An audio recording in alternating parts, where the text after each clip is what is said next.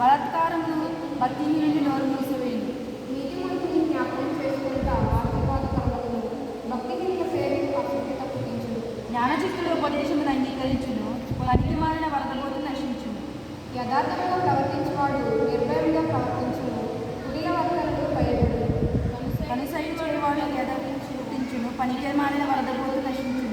నీతిమంతుని నోరు జీవపు ఊట, భక్తిహీనుల నోరు బలాత్కారము అందుకొచ్చును. పగ కలహమును రేపును, ప్రేమ దోషములన్నిటినీ కప్పును. వివేకుని పెదవులయందు జ్ఞానం కనబడును. వివేకుని పెదవులయందు జ్ఞానం కనబడును. బుద్ధిహీనుని చీకులకు పెట్టమే కలుగు. జ్ఞానులు జ్ఞానము సమకూర్చుకొందురు, మూఢులలో అప్పుడే నాశనం చేయు. ధనవంతుని ఆస్తి వానికి ఆశ్రయ పట్టవను. దరిద్రుని పేదరికము వానికి నాశనకరం. నీతిమంతుని కష్టార్జితము జీవదాయకము, భక్తిహీనుని కలుగుచుబడి పాపము పుట్టించును.